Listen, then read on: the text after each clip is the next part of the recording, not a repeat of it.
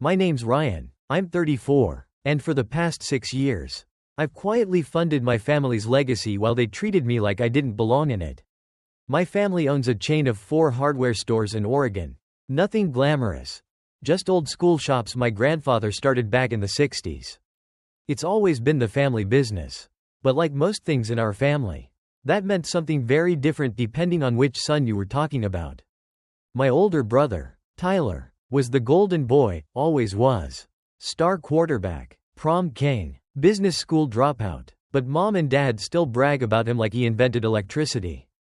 I, on the other hand, was the quiet one, straight A's, computer science degree, full scholarship out of state, and eventually my own tech startup.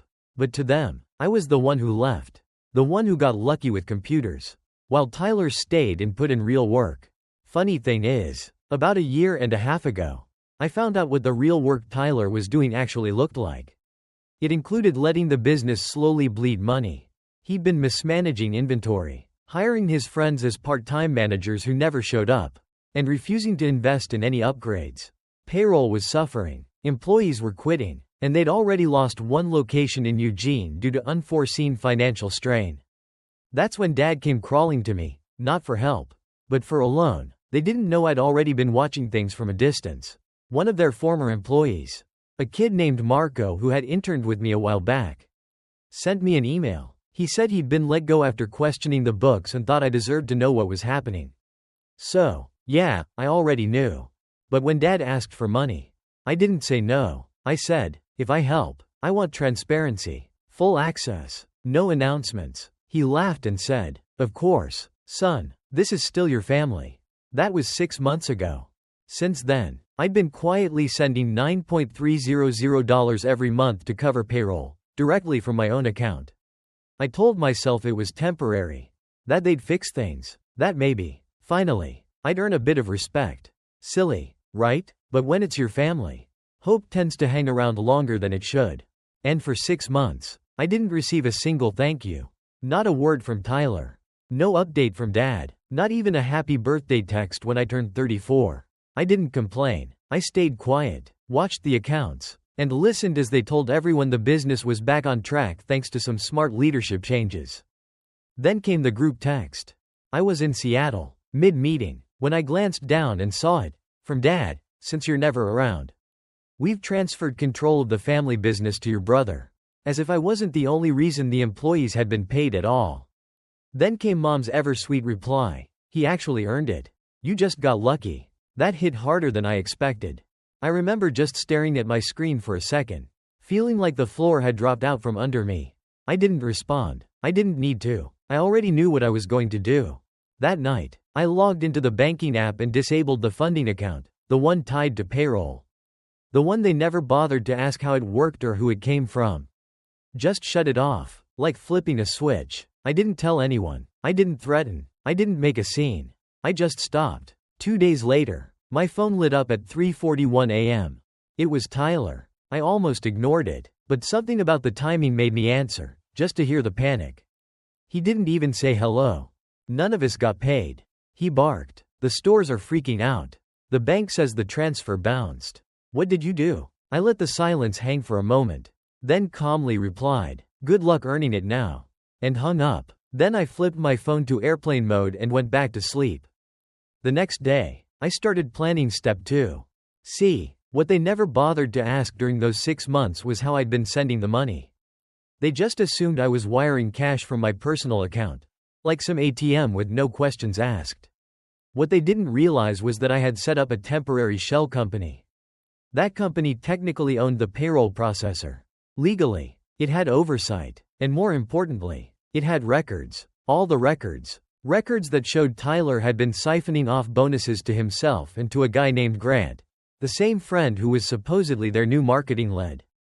There was no marketing, just a fake invoice system and an expense account they used for travel, dinners, and even a weekend getaway to Palm Springs. I had receipts, screenshots, and the kicker? I'd also been working with an old friend from college who specialized in forensic accounting, just in case things got messy. And they were about to get very messy. Because while Tyler was busy panicking over payroll, Mom and Dad were about to wake up to an email from the payroll company's compliance officer, a title I'd given to my friend Lauren. It was a request for clarification on several inconsistent line items. That email was already in their inbox. But that wasn't even the best part. I wasn't just going to pull the plug on payroll. I was going to show them exactly who had been holding the damn plug the whole time, and what it cost when they decided I didn't earn it. Right as I was drafting a follow-up email to the real store managers, the ones who'd actually been working hard through all this chaos, my phone buzzed again. This time, it was Mom. 5 missed calls. 1 message. "Whatever you're doing, stop. This isn't fair to your father." I didn't reply, because she was right about one thing: it wasn't going to be fair. It was going to be accurate. And that was just the beginning. I didn't sleep that night.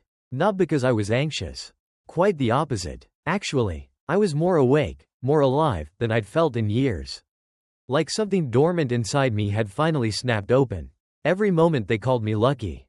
They chipped away at something I didn't even know was crumbling, until it collapsed.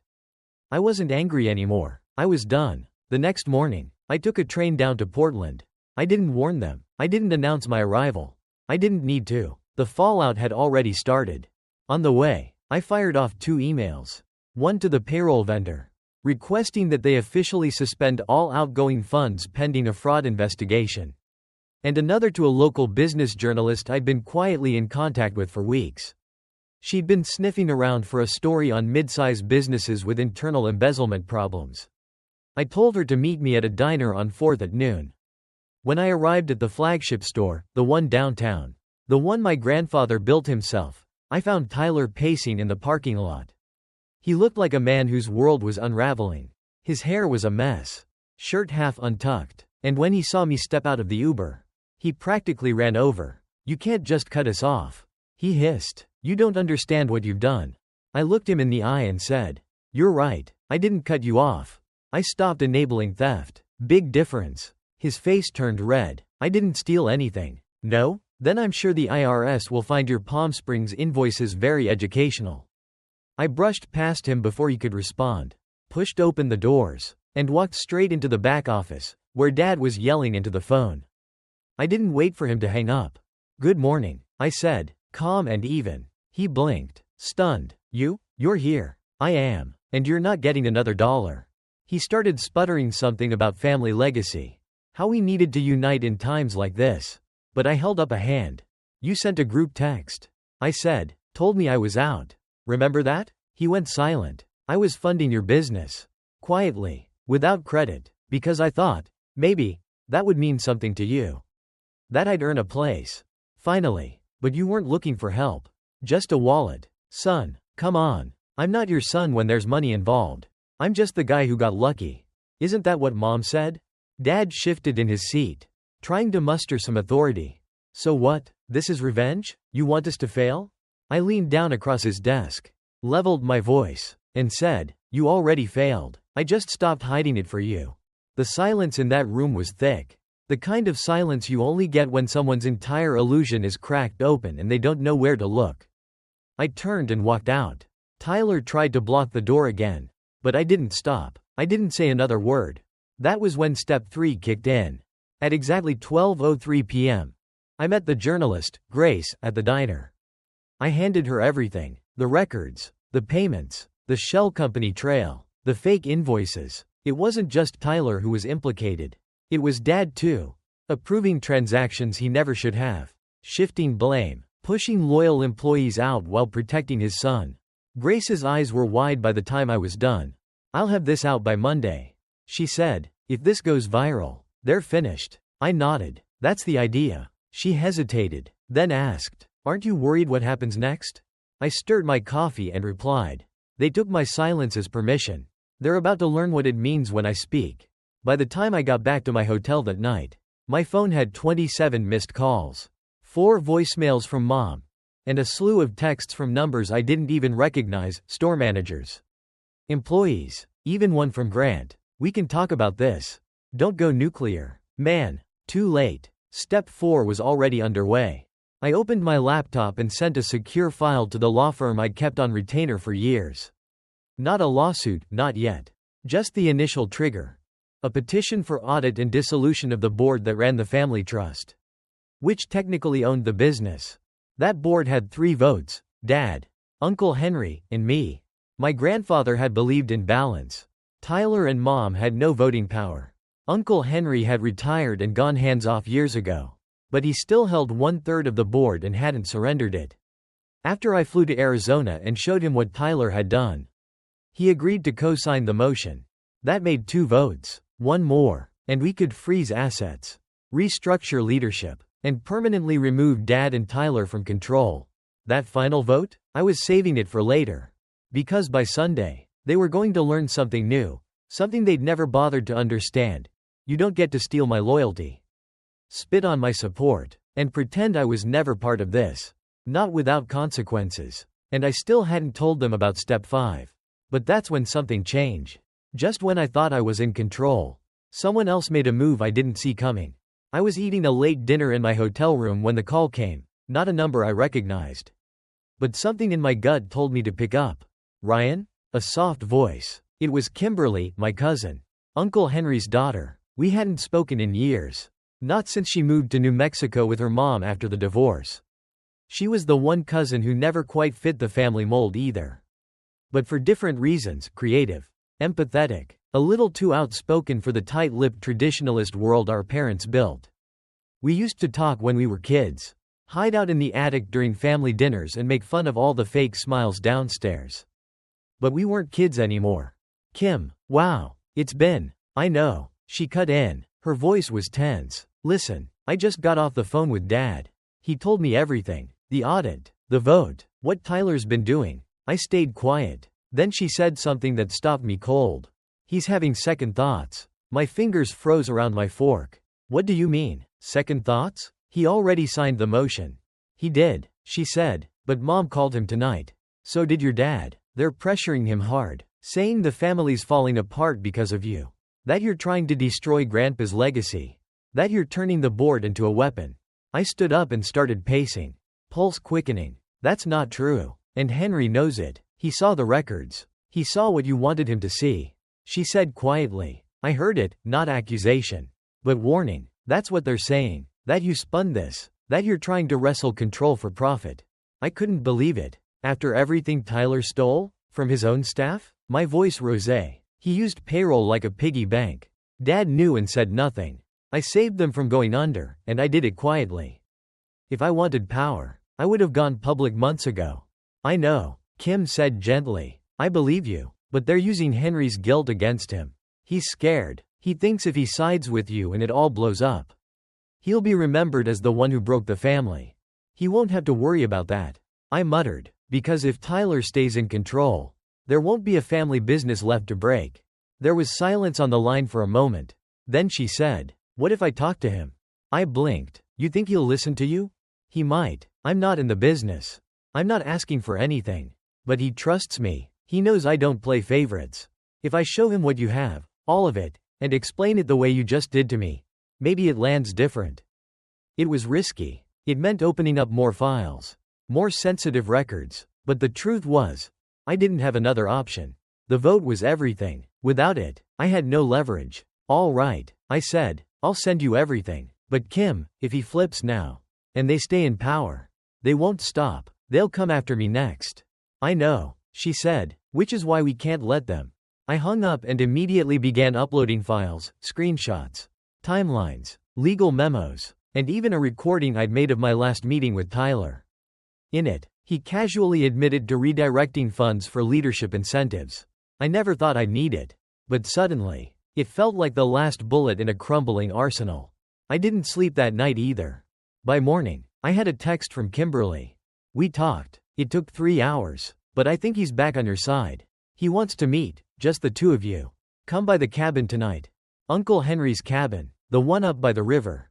Remote, quiet. It was where Grandpa used to take us as kids, to fish, to chop wood, to pretend the world was simpler than it was. Now it was going to be the place where everything might come together, or fall apart for good. I packed my things and left the hotel without checking out. When I pulled up to the cabin that evening, the sky was turning that deep purple just before sunset, the kind of light that makes you feel like something big is about to happen. Henry's truck was parked out front. No sign of anyone else. I took a breath, stepped out, and knocked once before letting myself in. He was already seated at the old oak table, a mug of coffee in one hand, the audit papers spread out in front of him. His face was unreadable. He didn't say hello. Instead, he nodded at the chair across from him. Tell me why I shouldn't believe them. I sat across from Uncle Henry, looking him in the eye. His face showed exhaustion, not anger, more like someone worn down by years of compromise and silence. There was no hostility in him. That, somehow, made this conversation even harder. If he'd come at me with accusations, I could have pushed back, but this wasn't about rage, it was about disappointment, confusion, and guilt. You want the truth? I said quietly. I didn't come here to destroy anything.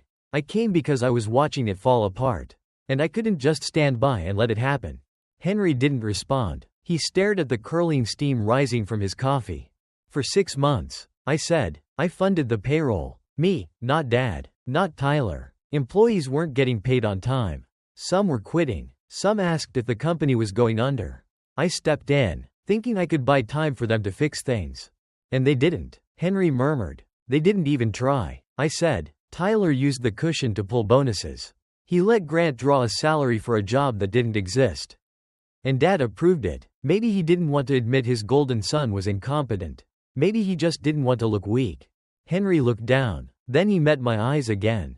They say you set them up. That the shell company was created to manipulate the books. I created it to protect the payroll. I said, if I wired money directly, I'd have no control. I didn't want them touching my funds for bonuses or debt. I only wanted money going to the employees, no one else.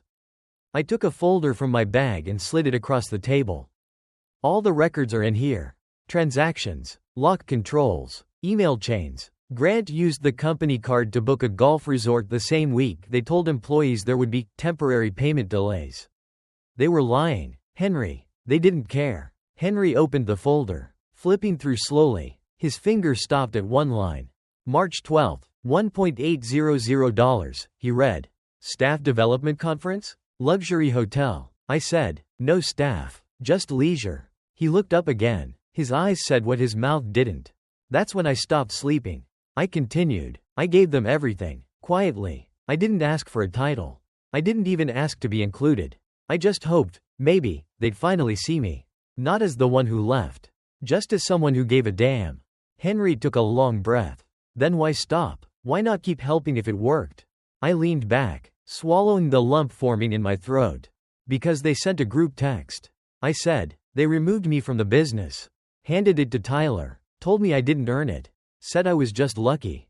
Henry nodded, slowly. They told you that you weren't family. Exactly. We sat in silence. The only sound was the old stove creaking in the corner. Outside, the last light of day was fading, casting long shadows through the cabin. Then Henry stood. He walked to a shelf, pulled down a worn binder I hadn't seen in decades, Grandpa's. Inside were trust documents, board rules, and Grandpa's original mission statement, written in cursive on yellowing paper. Henry opened to a page and read aloud. The business stays in the family, but no single son is greater than the work it takes to keep it going. Integrity above loyalty, accountability above pride. He closed the book, met my gaze, and said, I forgot that part. They made it about blood. But Grandpa didn't build this with blood. He built it with sweat, with earned responsibility. Then he sat down. I vote yes. Dissolve the board, launch the audit, restructure leadership, put everything on record. The weight in my chest shifted. It wasn't gone, but it moved. For the first time, I felt it as something different, responsibility. You're sure? I asked. I think we both know. Henry said, there's no going back, but maybe we can still build something better from the pieces. That night, we filed the vote. It was official. The board dissolved. Temporary leadership went into effect. Myself and 2 third-party advisors. The audit launched within 24 hours. Payroll resumed immediately, under full oversight. Tyler was suspended pending investigation. Grant's contract was terminated. Dad never called. Neither did Mom. But I got one message from Tyler. You'll regret this.